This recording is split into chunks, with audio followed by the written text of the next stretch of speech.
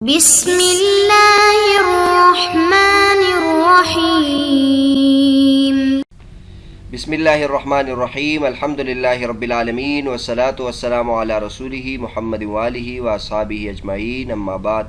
درس نمبر 88۔ آج کے سبق کا عنوان ہے غریب الحدیث کی بحث۔ حدیث مردود غیر مقبول یعنی ضعیف حدیث کی بحث چل رہی تھی، جس میں کوئی راوی ایسا ہو جس پر جرح ہوئی ہو، اور اس کی ساتویں قسم وہ تھی کہ جس میں راوی دوسرے راوی کی مخالفت کرے اور ان سے مختلف روایت نقل کرے۔ پھر مختلف روایت کرنے کی مختلف صورتیں تھی۔ حافظ ابن حجر رحمۃ اللہ علیہ نے وہ تمام بتا دی کہ وہ دیگر راویوں سے کس طرح مختلف نقل کرے، ایک چیز کو دوسری چیز کے بدلے میں تبدیل کر دے، متن میں تبدیلی کرے، سند میں کوئی تبدیلی کرے۔ یہ بحث چل رہی تھی۔ پھر اس کے ضمن میں یہ بحث حافظ ابن حجر رحمۃ اللہ علیہ نے بیان کی کہ روایت بالمعنی اور حدیث کو مختصر کرنا جائز ہے یا جائز نہیں ہے، کیونکہ روایت بالمعنی اور حدیث کو مختصر کرنے میں بھی کچھ نہ کوئی تبدیلی آتی ہے کہ اس کو جو روایت پہنچی ہوتی ہے وہ اس میں کوئی تبدیلی کرتا ہے، تو آیا یہ تبدیلی بھی جائز ہے کہ نہیں ہے؟ تو حافظ ابن حجر رحمۃ اللہ علیہ نے بیان کیا کہ یہ مشروط اجازت ہے اس کی، یعنی مکمل اجازت تو نہیں ہے لیکن مشروط اجازت ہے اس کی، اور یہ وہ مخالفت نہیں ہوگی جو مخالفت ناجائز تھی۔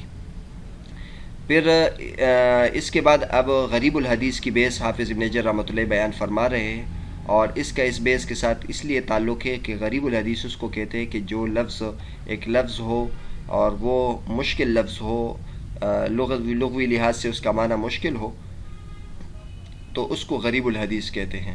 تو پچھلی بحث کے ساتھ اس کا اس لیے تعلق ہے کہ اس میں تبدیلی کا ذکر تھا کہ ایک لفظ کی جگہ دوسرا مترادف ذکر کرے، تو غریب الحدیث میں بھی لفظ کے بارے میں بحث ہوتی ہے کہ وہ لفظ جو استعمال کیا ہے وہ غریب ہوتی ہے، تو بعض مرتبہ اس کا معنی مشکل ہوتا ہے، تو ہو سکتا ہے کہ راوی اس میں تبدیلی کرے اور اپنی طرف سے ناسمجھی کی بنیاد پر اس میں اپنی طرف سے یعنی نہ سمجھے اور اس کو دوسرے لفظ کے ساتھ بدل لے یا اس سے کوئی اور معنی لے لے، تو اس لیے غریب الحدیث کا ذکر کیا حافظ ابن حجر رحمۃ اللہ علیہ نے۔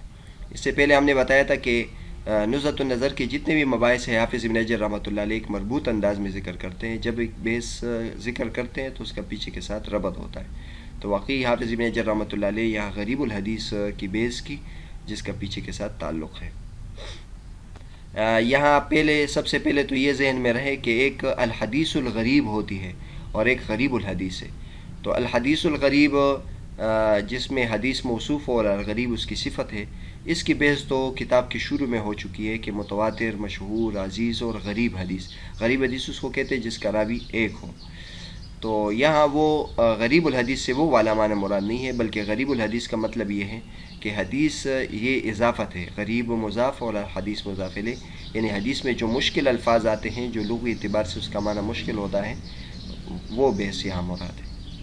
حافظ ابن حجر رحمۃ اللہ فرماتے فَإِنْ خَفِيَ الْمَعنَى بِأَنْ كَانَ اللَّفْظُ مُسْتَعْمَلًا بِقِلَّةٍ اُحْتِيجَ إِلَى الْكُتُبِ الْمُصَنَّفَةِ فِي الشَّرْحِ الْغَرِيبِ، اگر معنی مخفی ہو، پوشیدہ ہو، اور وہ معنی اس طور پر پوشیدہ ہو کہ وہ لفظ بہت کم استعمال ہوتا ہے، تو ان کتابوں کی ضرورت پڑے گی جو غریب حدیث کی تشریح میں لکھی گئی ہے، جیسے ابو عبید القاسم بن سلام کی کتاب ہے، اور یہاں حافظ ابن حجر رحمۃ اللہ علیہ نے غریب الحدیث کے بارے میں جو کتابیں لکھی گئی ہیں ان کا ذکر کیا ہے اور ان پر مختصر انداز میں تبصرہ بھی کیا ہے۔ تو ابو عبید القاسم بن سلام کی کتاب کے بارے میں لکھا کہ یہ غیر مرتب ہے، مطلب کیف متفقہ، انہوں نے جس حدیث کی میں کوئی غریب لفظ آیا ہے اس کو ذکر کیا ہے، اس کو حروف تہجی پر مرتب نہیں کیا ہے۔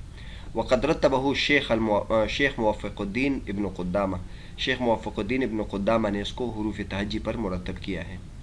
وَأَجْمَعُ مِنْهُ کتاب ابو عبید الہروی، پھر ان سے زیادہ جامع کتاب ابو عبید الہروی کی کتاب ہے۔ ابو عبید الہروی نے پھر غریبین یعنی غریب القرآن و غریب الحدیث ان دونوں پر کتاب لکھی ہے۔ وقد اعتنى به الحافظ ابو موسیٰ المدینی، پھر اس کتاب کو کے ساتھ خصوصی لگاؤ اختیار کیا ہے ابو حافظ ابو موسیٰ المدینی نے یعنی اس کا اعتنا کیا ہے. فنقب علیہ، انہوں نے اس کتاب پر اعتراض بھی کیا ہے، واستدرک، اور اس پر مزید اضافات بھی کیے ہیں. اسی طرح غریب الحدیث پر علامہ زمخشری رحمۃ اللہ کی کتاب ہے جس کا نام الفائق ہے، اور یہ بہت اچھی ترتیب کے ساتھ ہے. پھر آخر میں ان تمام کو جمع کیا ابن الاسیر الجزری نے النہایہ فی غریب الحدیث والاثر میں، اور ان کی جو کتاب ہے یہ تمام کتابوں میں سے سب سے زیادہ آسان ہے مباحث کو شامل ہونے کے اعتبار سے، لیکن اس میں تھوڑی سی مشکل ہے، اور مشکل کا مطلب یہ ہے کہ کچھ چیزیں ان سے رہ گئی ہیں. وَإِنْ كَانَ اللَّفْظُ مُسْتَعْمَلًا، اور اگر لفظ تو بکثرت استعمال ہو لیکن اس کے معنی میں دقت ہو تو ان کتابوں کی ضرورت پڑے گی جو شرح معنی الاخبار اور شرح مشکل الاثار میں لکھی گئی ہے.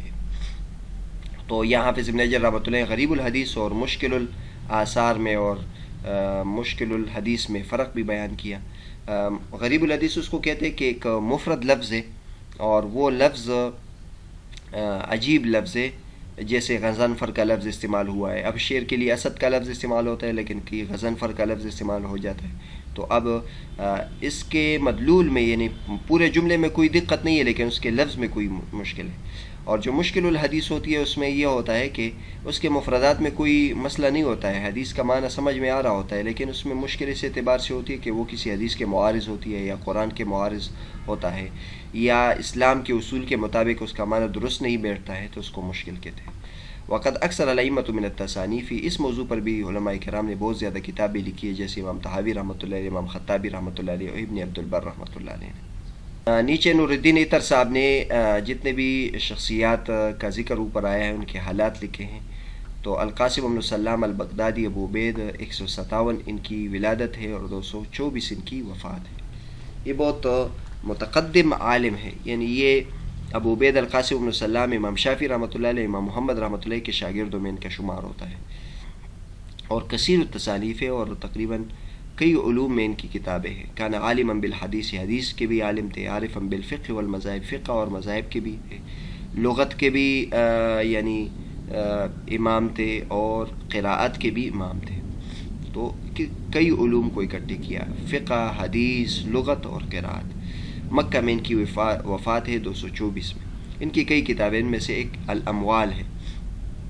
الاموال بہت عمدہ کتاب ہے، اس کے کئی زبانیں میں ترجمے ہو چکے ہیں اور کئی مرتبہ چھپی ہے.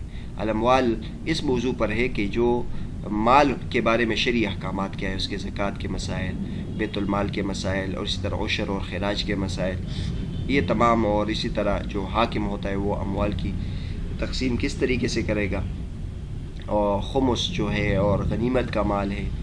بہت عمدہ کتاب ہے. اسی طرح فضائل القرآن ان کی کتابیں جو چھپی ہے، قرآن کے فضائل سے متعلق اور قرآن کے قراءت سے متعلق، قراءت پر بھی ان کی کتاب ہے. ان کی کتاب غریب الحدیث بہت اہم ہے، اور ان کے بارے میں خود انہوں نے لکھا ہوا کان خلاصۃ عمری، یہ میرے عمر کا خلاصہ ہے. اس کے بعد ابن قدامہ نے قاسم بن سلام کی کتاب کا اختصار مرتب کیا تھا، تو ان کے حالات لکھے ہیں. مشہور فقہ حنبلی کے امام ہیں. عبداللہ بن احمد بن محمد بن قدامہ المقدسی الدمشقی موفق الدین، 541 ان کی ولادت ہے اور 620 ان کی وفات ہے، یعنی 7ویں صدی کے عالم ہیں. وبرع فی علوم زمانہ، برع فی علوم زمانہ وصار المرجع فی الفقہ الحنبلی، فقہ حنبلی میں یہ مرجع تھے. عام طور پر آپ نے دیکھا ہوگا جب ہم فقہ حنفی میں کسی کتاب کا حوالہ دیتے ہیں تو شامی وغیرہ کا حوالہ دیتے ہیں، اور جب فقہ حنبلی میں ہم حوالہ دیتے ہیں تو ان کی کتاب المغنی اور المقنع کا حوالہ دیتے ہیں.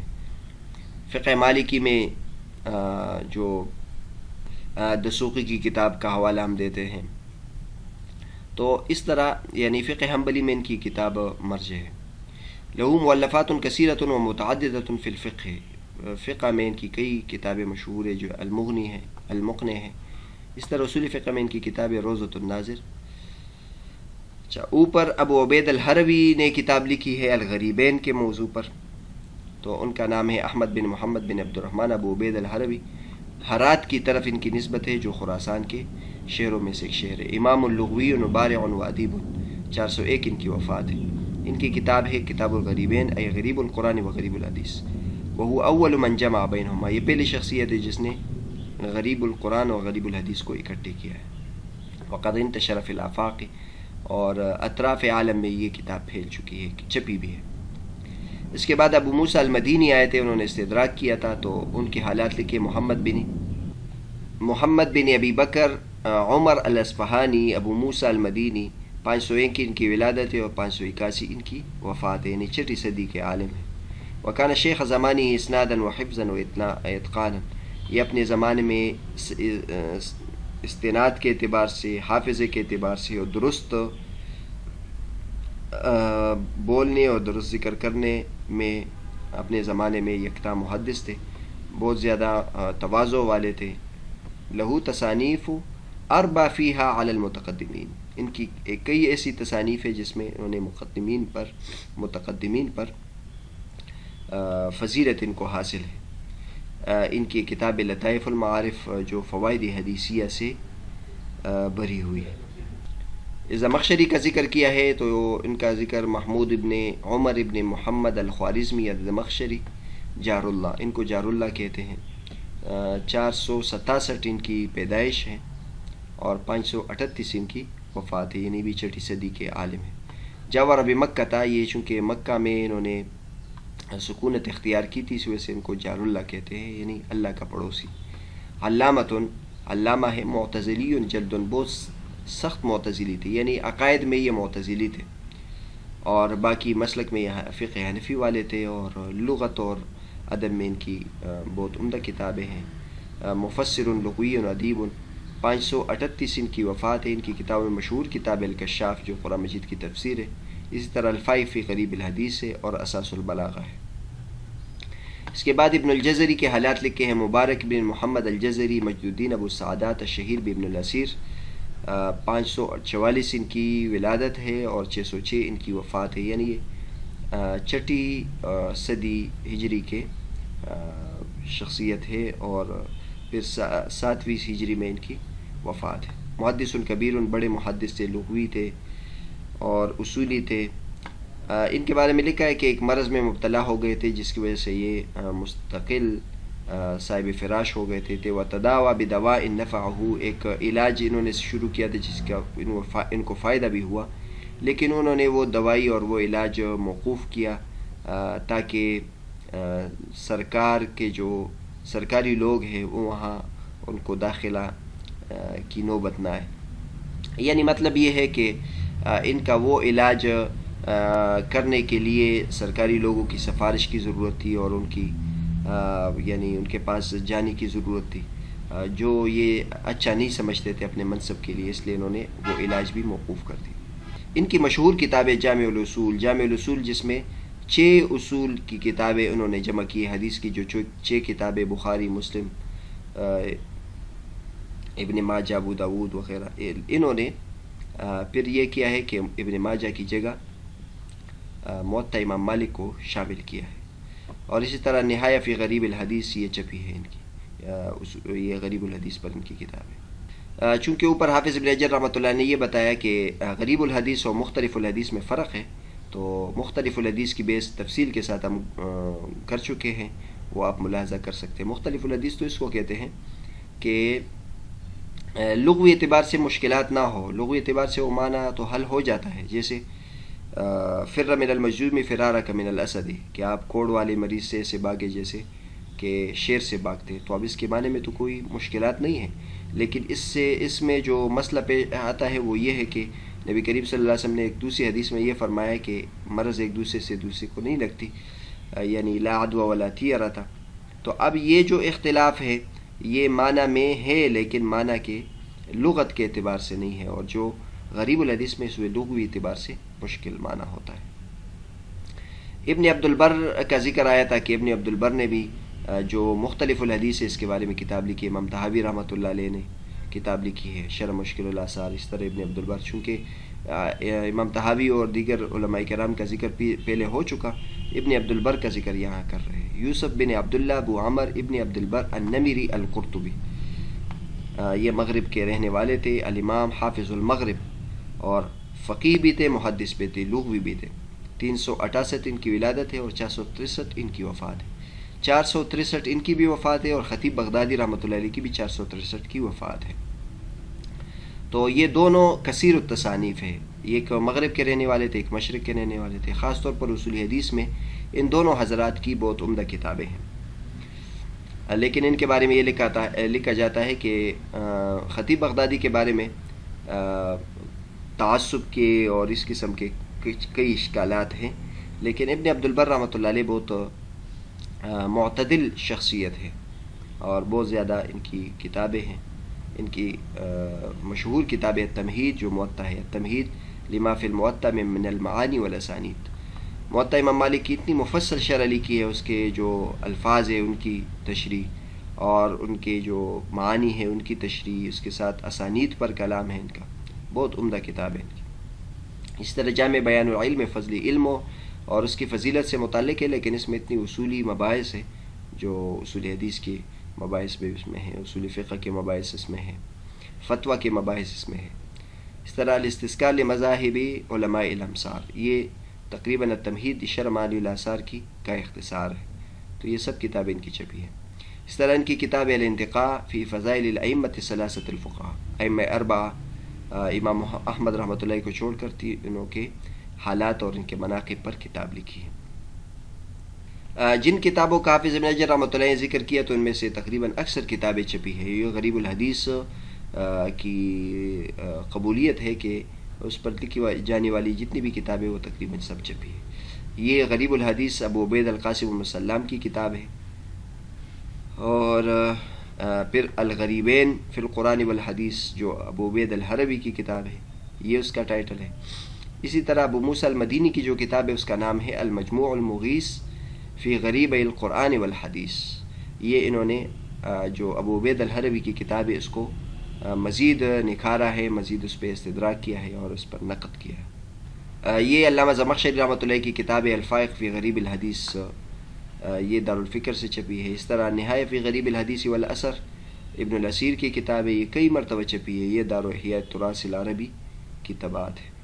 حافظ ابن حجر رحمۃ اللہ علیہ نے غریب الحدیث پر کئی کتابوں کا ذکر کیا ہے، لیکن کچھ کتابیں ان سے رہ گئی ہے۔ غریب الحدیث پر اس کے علاوہ بھی بہت زیادہ کتابیں لکھی گئی ہیں جو آپ تفصیل کے ساتھ دیگر کتابوں میں دیکھ سکتے ہیں۔ شیخ ابراہیم اللاہم نے یہاں ایک بہت فائدے کی بات کی ہے کہ ابن حجر رحمۃ اللہ علیہ نے غریب الحدیث کی جو کتابیں ذکر کی ہے، لیکن یہ غریب الحدیث میں جو کتابیں ہیں، بعض کتابیں تو اصول ہیں، یعنی سب سے پہلے بنیادی کتابیں غریب الحدیث پر، اور بعد میں جو کتابیں لکھی گئی وہ انہی کو مرتب کر کے، انہی پر استدراک کر کے، انہی کو بنیاد بنا کر لکھی گئی ہے۔ تو اصل کتابیں یہ 5 کتابیں ہیں جو مشہور ہیں۔ ایک ابو عبید القاسم بن سلام کی کتاب ہے غریب الحدیث، پھر ابن قتیبہ کی کتاب ہے غریب الحدیث، جنہوں نے ابو عبید کی کتاب کو مکمل کرنے کی کوشش کی ہے، اور یہ بھی چھپی ہے۔ اسی طرح غریب الحدیث علامہ خطابی کی کتاب ہے، جنہوں نے پھر ابن قتیبہ کے عمل کو مکمل کرنے کی کوشش کی ہے۔ تو یہ غریب الحدیث کی اصول کی کتابیں ہیں، غریب الحدیث ابو عبید القاسم بن سلام، پھر ابن قتیبہ اور پھر خطابی کی کتاب۔ اس زمانے میں 2 کتابیں اور بھی لکھی گئی تھی، ایک غریب الحدیث ابراہیم الحربی کی تھی، لیکن انہوں نے اسانید اور روایات کو بہت زیادہ طویل انداز میں ذکر کیا ہے اور کتاب مکمل نہیں ہوئی ہے، بعض حصہ ہمیں یہ پہنچا ہے اور وہ چھپا ہے۔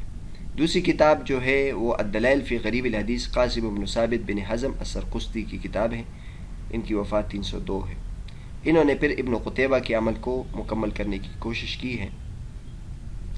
تو اس طرح معلوم ہوتا ہے کہ خطابی رحمۃ اللہ علیہ جب وہ استدراک لکھ رہے تھے تو ان کو ان کی کتاب معلوم نہیں ہوئی تھی۔ پھر یہ لکھا ہے کہ جو قاسم ہیں الدلائل فی غریب الحدیث کے مصنف، انہوں نے یہ اس کو مکمل نہیں کیا، پھر ان کے بیٹے ان کے والد نے اس کو مکمل کیا، ثابت بن حزم، جو اپنے والد بچے یعنی اپنے بیٹے کے بعد ان کا انتقال ہوا ہے، اور پھر جو کتاب ان کی کتاب بھی چھپی ہے۔ پھر ان 5 کتابوں کے بعد تلخیص کا دور آیا اور جمع کا دور آیا، اسانید کو حذف کرنے کے ساتھ، اور پھر وہ کتابیں لکھی گئی جو حافظ ابن حجر رحمۃ اللہ علیہ نے ذکر کی ہے، اور ان میں پھر حافظ ابن حجر رحمۃ اللہ علیہ نے ابن الجوزی رحمۃ اللہ کے غریب الحدیث کا ذکر نہیں کیا جو چھپی ہے۔ یہاں یہ بات بھی ذہن میں رہے کہ غریب الحدیث پر اردو میں جو سب سے پہلے کتاب لکھی ہے وہ لغات الحدیث نواب وحید الزمان حیدرآبادی نے لکھی ہے، جن کے حالات پر ہمارے استاد محترم مولانا عبدالحلیم چشتی نے حیات وحید الزمان لکھی ہے۔ وحید الزمان پہلے حنفی تھے، غیر مقلد بن گئے تھے، پھر دوبارہ غیر مقلدین سے بھی یعنی توبہ طائب ہو گئے تھے۔ انہوں نے بہت زیادہ حدیث کی خدمت کی تھی، تقریباً سب سے پہلے حدیث صحیح ستہ کی تراجم اردو میں لکھے تھے، اور اس کے علاوہ بھی بہت زیادہ کتابیں لکھی ہیں۔ ان کی جو نادر کتاب ہے وہ لغات الحدیث ہے جو 4 جلدوں میں چھپی ہے۔